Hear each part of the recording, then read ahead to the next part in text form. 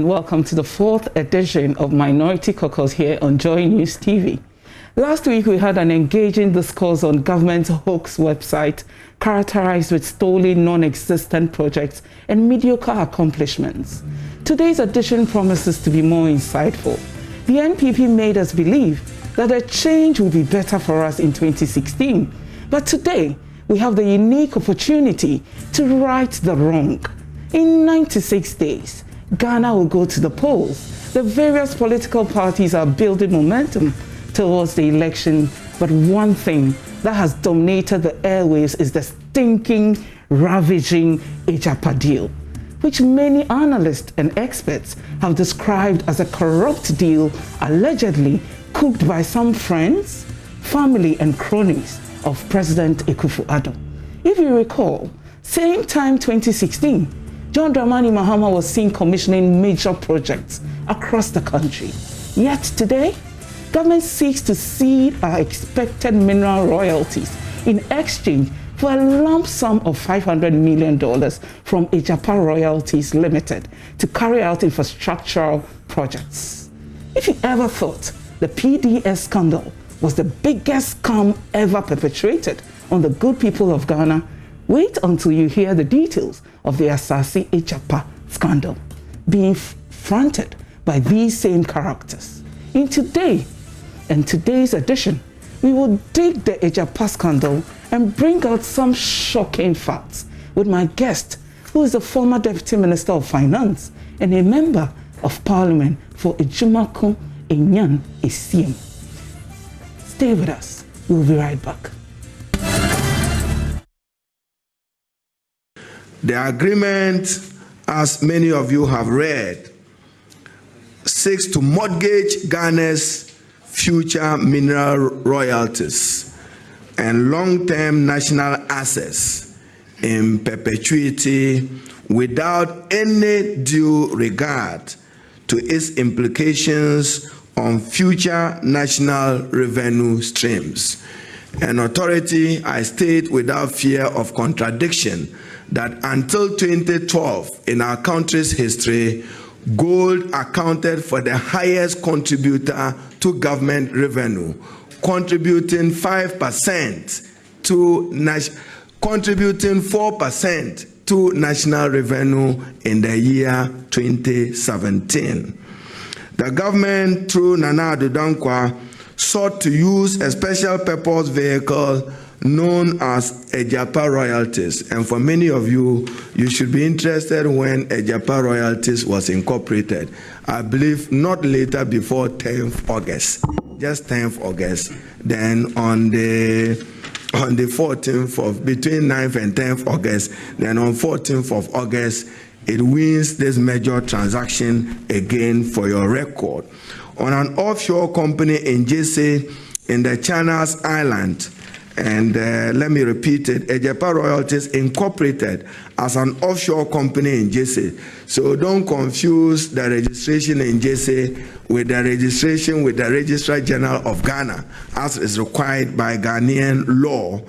And in the Channel Island, which is a tax haven, in exchange for an upfront amount of $500 million under the Minerals Development Fund Act 2018, Act 978, and its amendment.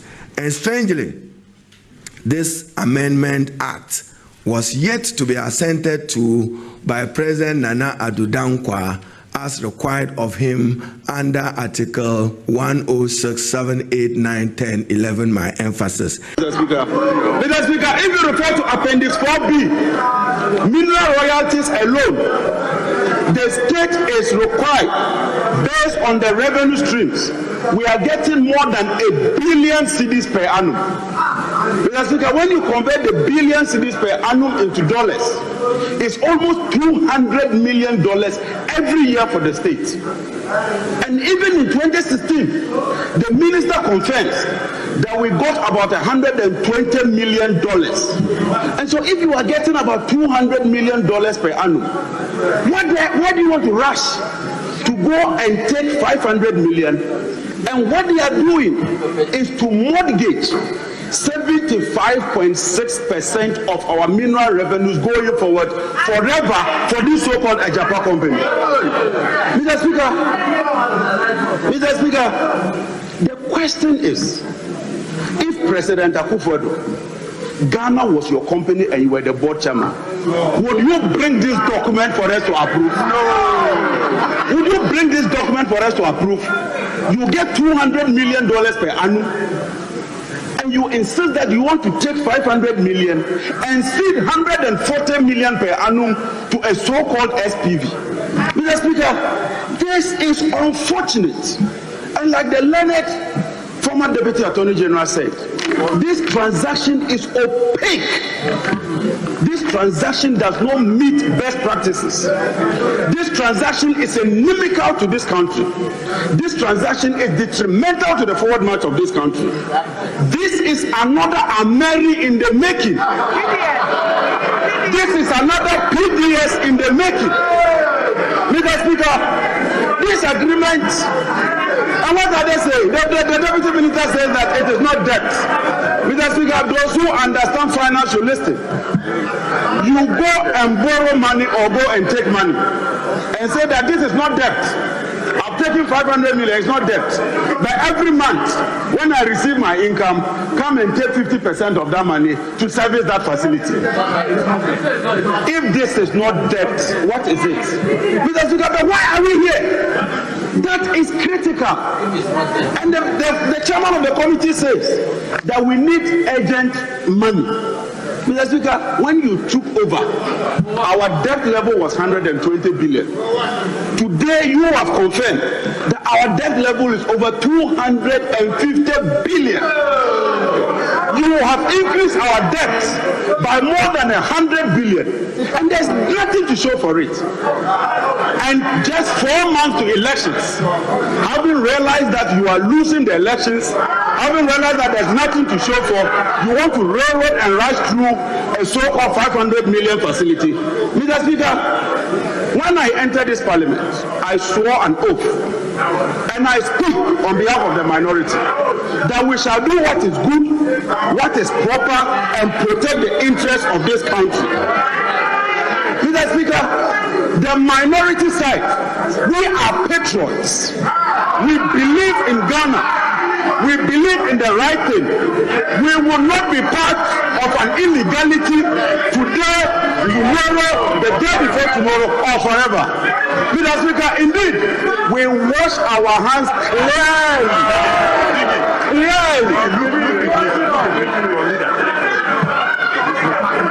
Mr. Speaker, this agreement or transaction is repugnant to Article 106, Clause 7, 8, 9, 10, and 11. Mr. Speaker, we will not be part of this agreement. Mr. Speaker, today is a very sad day indeed. I cannot believe that this government can bring such an agreement for us to approve. But let me send a word of caution, and let me state that today is the Friday, the 14th of August 2020 in the year of our Lord, that a future NDC government will not honor this agreement. Mr. Speaker, I want to state on authority to the investors that if you invest in this illegality, you will be throwing your money away. Because God willing, on the 7th of January, by the grace of the Almighty God, Mr. Speaker, and I mean by the 7th of January, by the grace of the Almighty Allah, we will be on the other side of this chamber.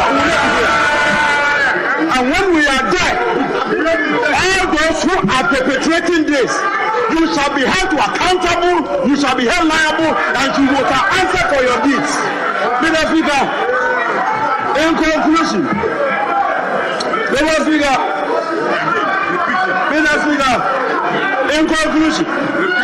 I want to end with a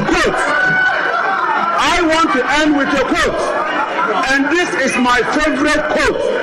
And let the world listen today. There is a quote that states, and I quote, that the wealth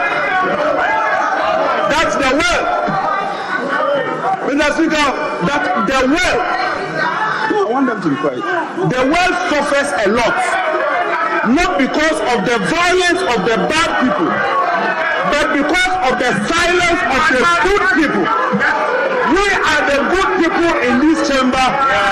We will not be part of it today, we will not be part of it tomorrow, and we shall amend this come 2021. Thank you. This government has failed. The economy is in dire straits than it has ever been before in the history of Ghana. The debt is huge. And the tragedy is, today they are in parliament. 3 months to an election. They want to go and borrow $500 million. $500 million. I know the tragedy. Our gold royalties that have been there since Nkrumah's time. Every gold mining company here, government of Ghana owns 10% shares in that company. They are mortgaging that are 10% share to a company to borrow $500 million before elections, 3 months to go. That's the tragedy of this government. I said yesterday,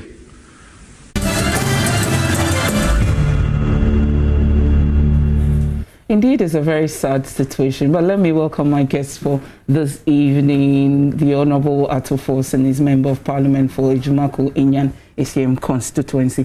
Thank you, Honourable. Thank you very much for your time. I know that you're a very busy man, so I'm very grateful that you're able to spend a few minutes with us as we get into this discussion. Yesterday, the minority had a press conference. Correct. And that will be my first question. First of all, why that press conference, and exactly what did you want to communicate to the people of Ghana? Thank you very much. Let me also say a very good evening to everyone who has decided to watch us today. But let me say that our press conference yesterday, intention was for us to communicate clearly to the people of Ghana and to the government, particularly His Excellency the President, our intention, referencing the deal that actually was passed, one-sided, passed by Parliament.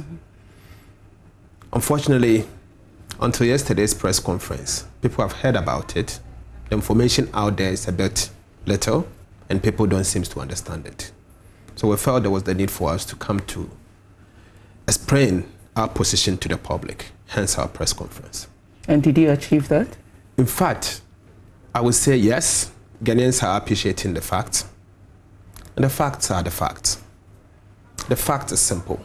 The deal is corrupt. The deal indeed is fraudulent. That is the fact, and I tell you why. Okay. The background you've heard on Honorable Jinapo, we heard His Excellency the President, former President John Mahama speak. And the intention is they are going to mortgage our mineral royalties on specific mineral fields, gold mines, forever, in perpetuity, in financing so not perpetuity. All gold mines, in specific fact, ones. but it's the active ones. Okay. Almost each one of them that is active is there. Okay. And they are going to mortgage it forever until thy kingdom come. So it's not for 10 years, 2 years, 6 years, or whatever. That is what the agreement says, forever. And the intention is that they are going to put it in a company. The company will be domiciled in an offshore tax haven. And the intention is they will float 49% to a known person. Nobody knows who that person is going to be for their own good. Get $500 million. They have incorporated a company in a place within the United Kingdom called Jersey. Jersey, we all know, is a tax haven. Now come to that. And the company is called Agyapa. So we asked them at the committee that, first of all, for us to continue the conversation at all, we need to know the vehicle you are using. And for us to do due diligence on the company. So give us the incorporation document. They brought us the incorporation document. The company initially was called Agyapa Royalties. You recall, prior to this, we had raised alarm that this is the information we've heard. Yes. That a company is coming called Agyapa Royalties. And this is what they intend doing. So they wanted to play smart. Change the name from Agyapa Royalties Limited. And then they brought Agyapa Royalties Limited. And this was done on the 10th of August 2020. The agreement came to Parliament on the 14th of August. In 4 days? 4 days. A new company? 4 days, a new company. And this is the incorporation document. JC Financial Commission, company registry, and this is the registration document. 4 days. And it will surprise you. And we said, really? And our intention is that until you give us the documentation, we are not going to continue the discussion. So they were forced, and they brought us some incorporation documents. So the original assessor royalties, you will notice that the incorporation number, and this one is the serial number, everything is the same. Then we said that, okay, why did you change the name of the company in the first place? They said, oh, there were some few companies around called Asase. So we decided to change it. And I said, look, so all this time that you've had this company, it never occurred to you that there are some other companies, including a radio station called Asase. And you failed to change the name only for you to change the name 4 days to Parliament. And you could see somebody who's trying to hide and panicking, and all of a sudden you've caught the person. They couldn't breathe. And their wording could not add up. So we said, okay, fine, that is just by the way, it's just the background. Let's go to the substance. The substance is, why tax haven? And we know what tax havens are. We have some few tax havens in the system, across the country. And it's a place where people sometimes launder money, where people avoid taxes because it's a place to avoid taxes, where anti-money laundering institutions are watching people, and if you are there, they put you on the money laundering blacklist list. And it is indeed a place where corporate governance rules are relaxed. And in fact, where there's very little scrutiny on how you use your money. Oh, okay. But why would they put such a company in? And the question is, the government of Ghana establishing a sovereign wealth fund in a tax haven. And I said to the minister, Mr. Minister, we may know. Yes, we all know that you've done some deals or businesses in the past with a private business. Yes, that's what we all know you of. And we know that, yes, you've done some businesses in the past, but this is not a private business. This is Ghana. This is the Republic of Ghana. This is a sovereign wealth fund belonging to a country. You are dealing with a sovereign nation, not somebody's private company. You can do that with a family business, but you cannot do that with a country. You cannot toy with our lives. Has any country done that before? That's the question. That's the question. So we asked them that, can you provide us evidence of a country that has listed their sovereign wealth fund in a tax haven? Up to date. We've not got. You haven't got any. And we've not found one. And we're waiting for them to bring us an evidence. So there's always a first time. First time for what? To mess around with our country? We will not allow that. That is not the constitution that we all swore to protect. So that is the background of the matter. Interesting. And then we said, okay, now come to the issues. In fact, even before then, they said the reason why they were setting up the tax haven was because of the fact that they believe that Ghana will end up avoiding paying double tax. I said, hang on a second. You are not the only one who understands taxation. I'm a tax person. There are few people that understand taxation, the system. And so let me tell you. In fact, he claims royalties is a tax. Royalties isn't a tax. It's not a tax. It isn't a tax. It is government of Ghana's stakes in our gold mines. You are using our land, and you are saying that, yes, we'll take 10% for using our land, and that 10%, a percentage will go to the stool lands, and a percentage will be retained in the center. Government. And apart from that, whatever you do, the remaining amount, you will then, what will happen is that you declare your profit and we tax you out of your profit. But royalties isn't a tax in the first place. So that understanding is moot. Going forward, Ghana has a double tax agreement with the United Kingdom. So even if you decide and your intention is to list in London Stock Exchange, you can still go ahead anyway by incorporating your company in mainland England or mainland United Kingdom. So you didn't need to be You don't need to go to a tax haven. Yes. So that understanding, we are telling them that there is other motivation why you are going to a tax haven. And we want to know the motivation. Is it because of what? Tell us. Because it doesn't have a good reputation for you to toil the sweat of our country with. Right. So the reputation of a tax haven and for Ghana to be there, yes, some companies can do that. They're private companies. They're multinationals that we know that the reputations that they do, so they set up in tax havens for the purposes of tax avoidance, because they are looking at bottom line profit. Of course. But the truth is, country, you are in Ghana. You are telling people to pay taxes. You are encouraging companies not to avoid taxes. You want to incorporate in your legislation anti-avoidance rule. general anti-avoidance rules and targeted anti-avoidance rules, and you turn around and you want to lead the tax avoidance scheme. What sort of person is this? What sort of government is this? So that was the first argument on the tax haven. Then we came and said, okay, fine. You've brought the incorporation argument. We have difficulty with that.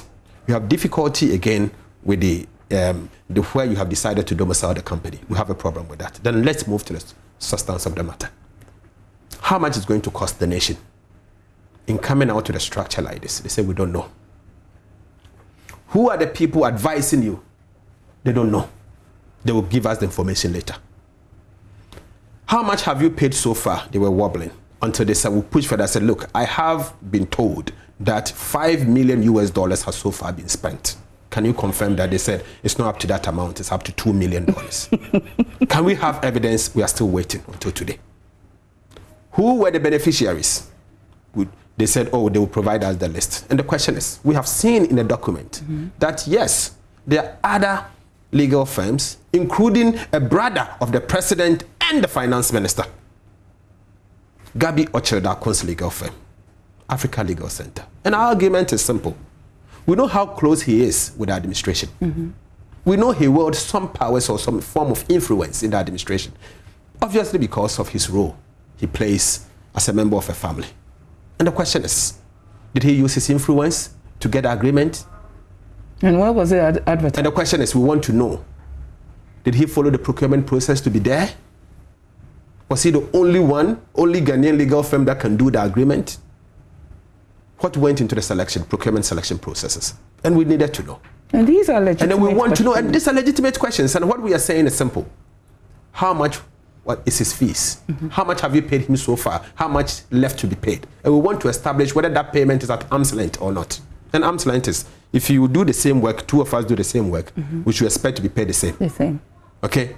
And the question is, if because of my relationship with somebody, they are paying me 2 times, 3 times what you probably they would have paid you, then it is not at arm's length. Oh, okay. And the arm's length principle is where you have to always check to make sure there's no corruption. Corruption there. So for us to be able to know that there's no corruption, we need to ensure that all of these things are there. Up to speak, we do not have no information. Sad. And that's why we are saying that it's happening. We suspect, and look, Bobby, to surprise you, we were given first 30 minutes to review this agreement and approve it.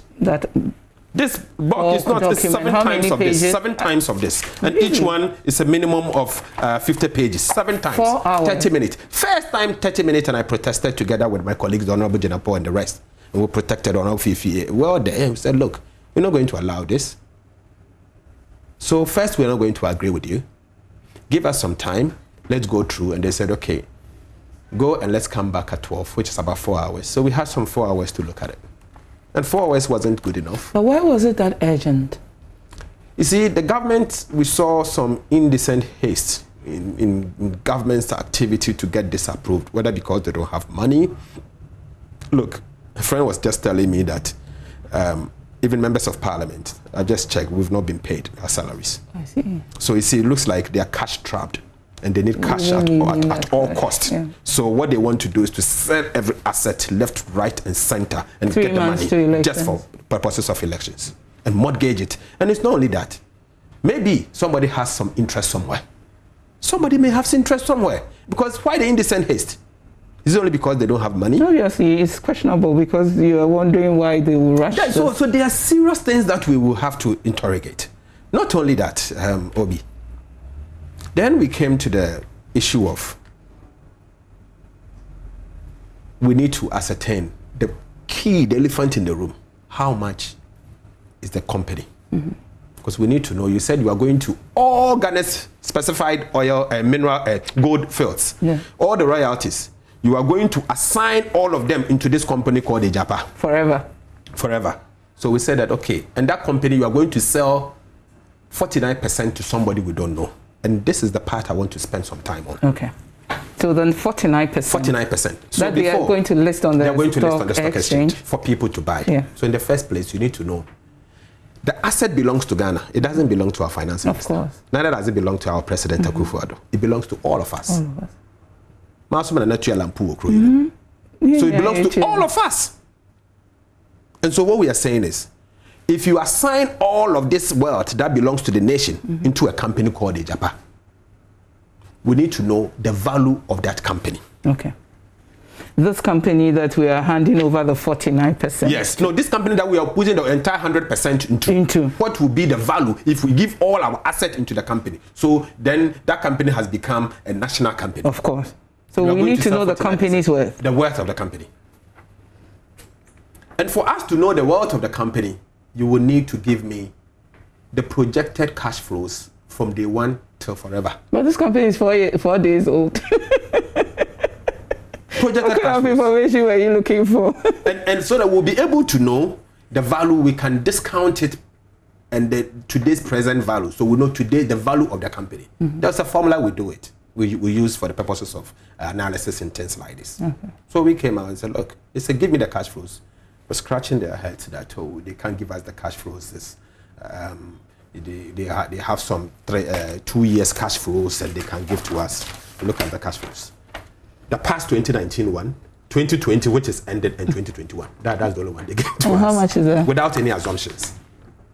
Really? And they said, this is not what they gave to us. And said, look, this is not what we want. If you are saying a mining field will last for 15 years, at least you have some projected cash flows in terms of the production, and give us an average price that you expect. You can always do the simulation and give us. And then give us the assumptions under it. We'll be able to discount this by the average discount rate of 5% or 3%, and then have today's value of the company. They refused to give to us. Up till now? Up to date. Then, we said, okay, so nobody knows the value of the company. So if you don't know the value of the company, you are saying, and then they said, okay, it's going to cost, the company will be worth 1 billion Ghana cedis. It's okay. So you have brought yourself, that's is worth 1 billion Ghana cedis.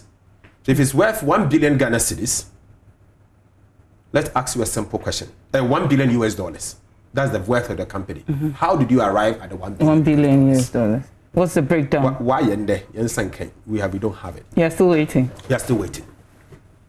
$1 billion US, the value of the company. Give us how you arrive at the 1 billion. You do not have it. So we said, okay.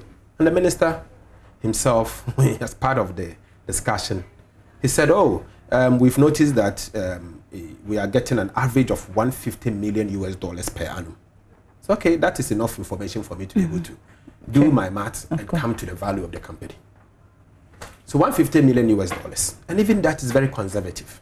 So we are saying that Agyapa is going to get 75.6% of the total royalties. Remember, 14.4% of the royalties we get belongs to stool lands and the chiefs. Yeah. 75.6% is what comes to the budget. What this man is saying, the president is saying, is that the 75.6% of that 150 million US dollars every year, he has assigned that to Agyapa. How? And that amount to 113 million US dollars. So what we are saying is, okay, 130 million US dollars. Then look at the cash flows, assume in perpetuity and do it in today's and discount rate of 5%. It means that the company is worth 3.7 billion Ghana cedis. So the president is saying Agyapa is worth $1 billion. We have said, per our analysis, we've had $3.7 billion. In fact, I saw something on coming from Bright Simmons. Yeah. I think he's with Imani. Yeah. He's also said 3.68 something billion. So it's about 3.7 billion. So agreeing with our position. Area, yeah. Okay. So I asked myself, then the president is saying he's going to list 49% of the $1 billion US dollars, and they will get the $500 million. But 49% is not even of 1 billion. It's not 500. It's 490. But they are saying it's $500 million. Yeah. Okay, fine. In fact, the value of the 49% per the numbers that we have is 1.8 billion. So the worth of our 49% in Agyapa is 1.8 billion and not 500 million. This will mean that this administration has, in a way, given Ghana's $1.3 billion away. Of charge. And who is benefiting from this $1.3 billion? Agyapa. And that is why I asked myself, 1.3 billion. So my argument is simple. Who is benefiting from the $1.3 billion? Why the haste? And that is why I've said, and I'm on record to have said, that don't be surprised that when we go to the stock market, and I have somebody trying to find a nice way to misrepresent what I said. And I said here, let me read. I said that if this transaction goes on in its current form, we are going to see an oversubscription at the IPO, initial public offer, at the London Stock Exchange. Because it promises an unreasonable high returns to investors. Of course. Unlimited. Because the truth is, if this is our house, and it belongs to all of us as a family, and this house is supposed to worth $1.8 billion, and you have decided that you are selling it for $500 million, who won't come and buy it? Everybody will rush. Everybody will rush to come and buy it. Everybody will rush and come and buy it. Why? And so we need to know. $1.3 billion giveaway. Anyway, moving on, this agreement has been passed. The minority walked out of parliament. Minority is just all going over and over everywhere, all the media outfits saying that it is a fraudulent deal. What else can you do about it? Look, we, the members of the minority, together with the NDC and our flag bearer, we've said repeatedly, and you heard the president, you've heard my colleague Honorable Jonapol, you heard the minority leader. We've said that the next NDC administration are not going to honor the terms of this agreement. So we are told there's a clause in there that do not allow you to do that. Let's see. Was there no clause in the PDS deal? But they did abrogated it. But let me tell you, we've said here that we are going to put the Financial Services Authority, and in fact not the Financial Services Authority, the Financial Conduct Authority in the UK, together with the London Stock Exchange on notice. We are going to notify them. It is not a petition. Neither it is a complaint, but we are informing them that a future NDC government will not honor the terms because of our reasons, and we will list the reasons. We have seen that the government has deliberately decided not to be transparent on this matter, and we have evidence of that. We've seen the indecent haste in which this administration wants to rush this agreement to it. We have seen that there is an element of family and friends, and that is where I'm going to come after this. We have also seen serious conflict of interest in this matter. In all, we are saying that all of this amount to a considerable amount of corruption. The siting where they have domiciled the company alone is something that we object. And so therefore, we in the NDC, a major stakeholder in the governance of this country, we are saying that this agreement in its current form, we will not respect it. And so if they are to go ahead, they can go ahead. But they should be mindful that future administration, the NDC administration, will not accept these terms. Last month, government introduced an amendment to the Minerals Income Investment. I want us to talk about it, the Investment Fund Act 2018, to ensure that the SPVs have unfettered independence. And that means that no successive governments can change the directors. How is that?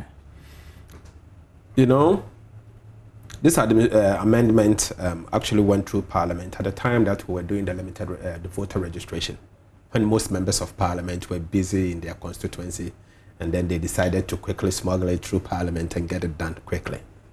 Nevertheless, the Honourable Minority Leader, together with Honourable Muntaka, debated this. And what some of the things that in there, we proposed an amendment on the floor. We criticized it, and we said that we will not accept it.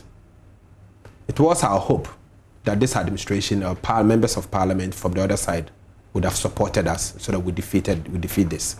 Unfortunately, when we subjected it to vote, because they are more than us, we voted out and they carried the day. But that doesn't mean that we should sit quiet and throw our hands in despair as if that's the end of the world. That's the end of the world. We are going to fight this agreement. It is on that basis why they decided to go for Kofi Safo-Maafo and for him to enjoy the terms. Nobody can sack him, and then he stays forever. And again, we have some concerns. Yes, the deputy minister has said to us that he's his classmate. So it's on the basis so he deserves the position. Yeah, because his classmate, he's a friend. And the question is, he's also a son of a senior minister, a family member. And that's the only reason. So we wanted to know, and we've said to them that, look, we know that the same person works with Senate as a deputy director.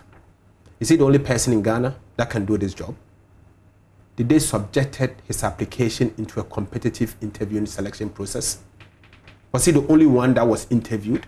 We need to know the processes that they subjected him through before he got a job. He's being paid with government of Ghana's, in fact, taxpayers' money. Very well. So we want to know what is his remuneration. Just like all of us, I'm a member of parliament. Mm-hmm. And everybody knows how much I get at the end of the month. We know those that are being paid GMPs and others, even including the governor of Bank of Ghana, people know how much he earns. Why are they refusing to tell us how much he's going to earn? What is so special about him that we don't have to know and everybody's trying to protect him? And we need to know. Yet the government is failing to provide us this information. So clearly, you could see some elements of things that we are talking about. And on the issue of what you call the conflict of interest, we have seen something so interesting since this administration took office. Oftentimes, we have seen them that they are being motivated. Anytime they are doing a deal or a transaction, you see that their motive is to benefit from the transaction through fees. Mm-hmm. So they have their company somewhere that will get involved in the transaction and benefit in the form of a fee. Yeah. For example, our Minister of Finance, we know his role. We know where he's been in the past. And we all know that, yes, his company is Data Bank. Yeah. We know the role even his family members, including the wife, plays in Enterprise Group Limited. Okay. That company, since he took office, has become the book runner. In short, anytime government of Ghana decides to go and borrow domestically, their company is the book runner. And I'll give you an example. And the book runner, anytime he borrows, what the amount he borrows, government of Ghana borrows, they get a percentage for their company. And you know what happens? In the year 2019 alone, total domestic borrowing, which includes the ones that they use in financing the budget and the ones they use to repay an existing loan, refinancing, is 64 billion. So even if it's 1% of 64 billion, can you imagine? Anyway, hold on there. In a recent interview with TVXYZ, the leader and flag bearer of the NDC, John Dramani Mahama, suggested that the country could have used other special purpose vehicles, such as the Ghana Infrastructure Investment Fund, which is 100% controlled by a Ghanaian entity instead of Agyapa, whose directors we don't even know. Let's take a watch at this video. Agyapa is unfolding the same thing. The money laundering laws do not allow us, even as individuals, to hide our money in tax havens. So if even as individuals we're not allowed to hide our money in tax havens, why will government of Ghana mortgage our gold royalties to a private company in which we have 51% shares? Some shady individuals we don't know have taken 49% shares. On what basis did they take those shares? And they've gone to register in Jersey, an offshore tax haven, so that they hide the identity of the shareholders. Government of Ghana, even though the royalties are ours, cannot control that company. Meanwhile, we have vehicles we can use here. We have the Ghana Infrastructure Investment Fund. If you assigned the royalties, our gold royalties, to the Ghana Infrastructure Investment Fund, which is a 100% controlled Ghanaian entity, it can do exactly the same thing that you want Agyapa to do. Agyapa is a very shady deal, and I'm saying if I become president, I'll not respect that agreement. It is a theft of Ghanaians, royalties, and it is made to benefit just a few people. Ghanaians cannot accept this. We won't accept that agreement.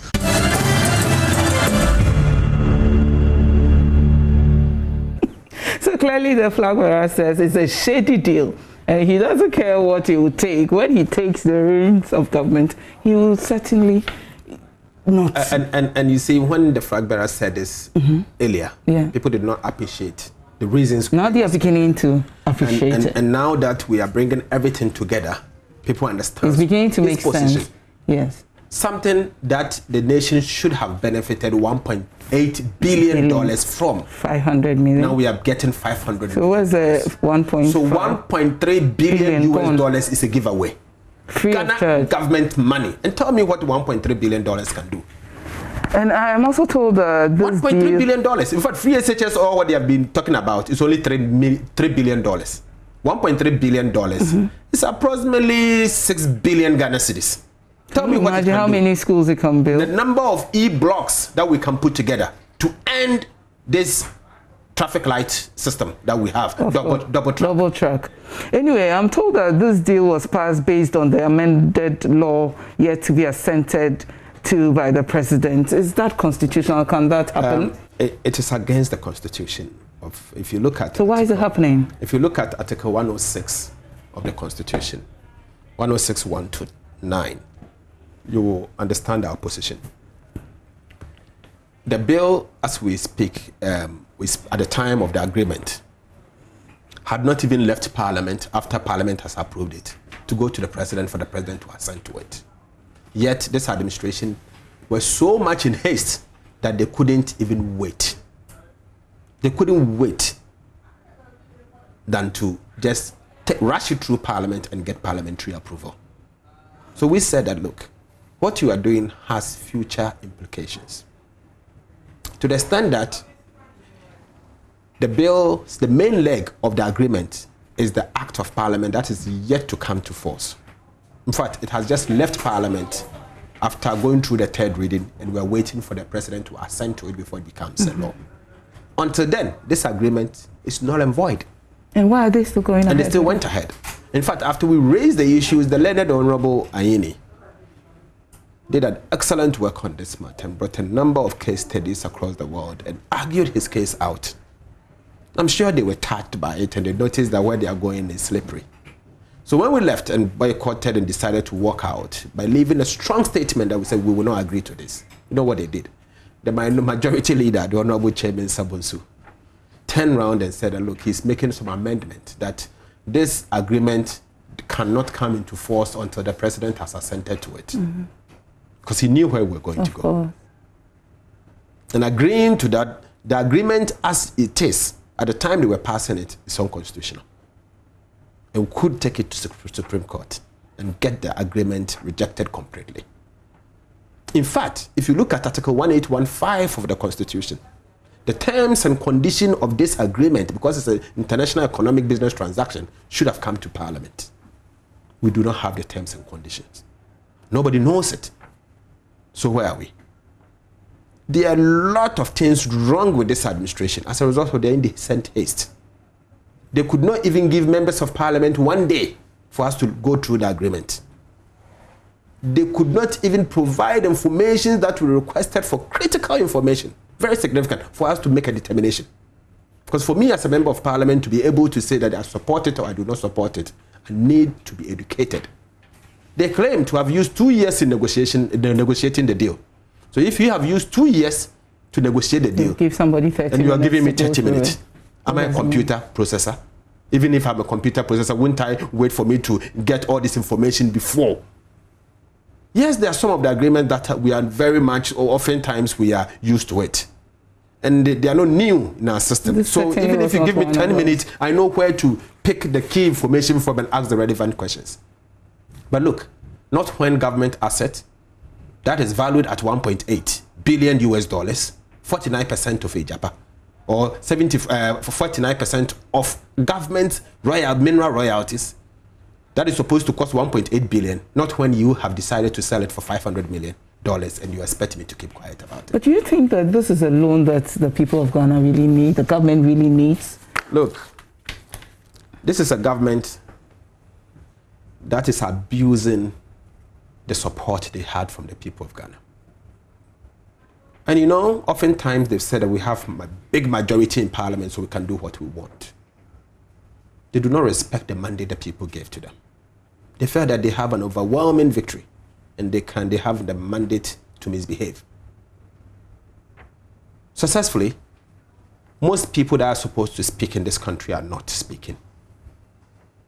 So they think they have the mandate, they can get away with murder. So they do what they want. So I don't blame them. I blame the people of Ghana. The people that are supposed to speak are not speaking. The people that are supposed to shout are not shouting. If these guys had had the absolute majority, this country would be dead by now. Look at what is happening. Because they have 169 members of parliament, or 159, so they think they can get away with murder and do whatever they want. They have the majority in parliament. That's how they call it. We have big majority in parliament, so we can get away with it. So they do not respect, and they think they can get away with it. They can go and do anything and go away with it. At the end of the day, they are going to get. They said opposition will have their say, but will have our way. Yes, you can have your way. But in this case, you won't have your way. I can assure them that they are not having their way with this one. Because we, the members of the minority in the NDC, will fight until this nonsense stops. And what's your next step?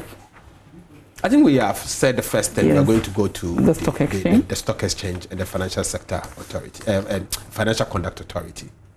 After that, we will announce our subsequent steps. We are not stopping, Obi. We are not stopping. This must stop. Because the 1.3 billion of Ghana government asset, we can use it to fix our roads. It can help us to support the primary health care that we have promised. Indeed, I come from a village. My constituency is rural. Go and see what the people need. The poverty level is high. We can use it to fix some of the problems in Ghana, in rural Ghana in particular. Even urban, go and see urban poor. So the area that you contested, there are other places. There are issues that we can use $1.3 billion to solve. We will not give it away for free.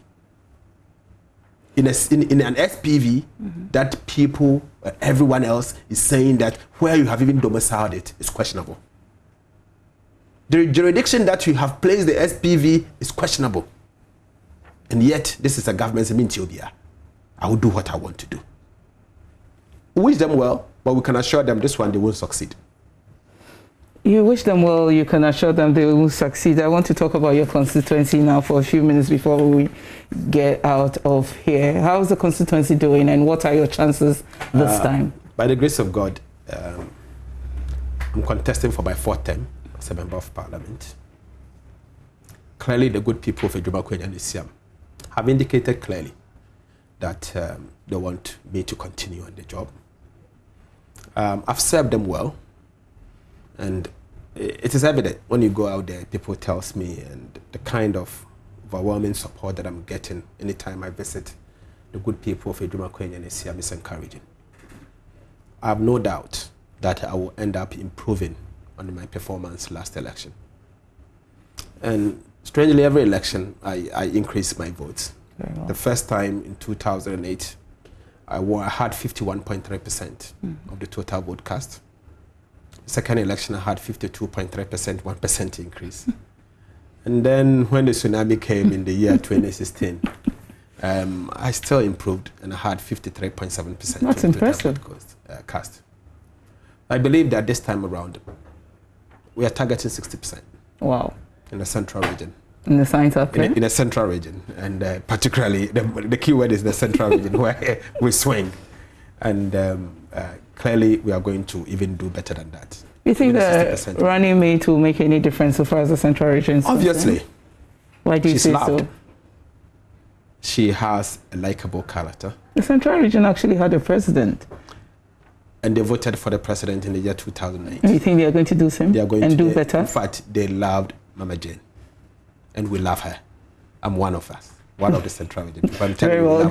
And she's going to. And then I wanted also to talk about what are some of the things that you're looking forward to doing in your constituency, the things that you haven't done, but you think that this next 4 years will give you the opportunity to do for your people. I think my next target, what we're looking out for, is find a way to industrialize the constituency. We are seeing a major urban drift, where most young people move from the constituency to places like Accra. And there's the need for us to find a way to stop it. We have huge potential on the back of agriculture. So we can use agriculture as a business, agribusiness. Where in the case of cassava, for instance, you can have small processing plants. So they will be able to do 10 cassava into gari, for instance, and send to Mankisim market, bring some to Kasoa in large scale. We're also looking at, you see, we have palm, major, so palm nuts that we can be able to process it.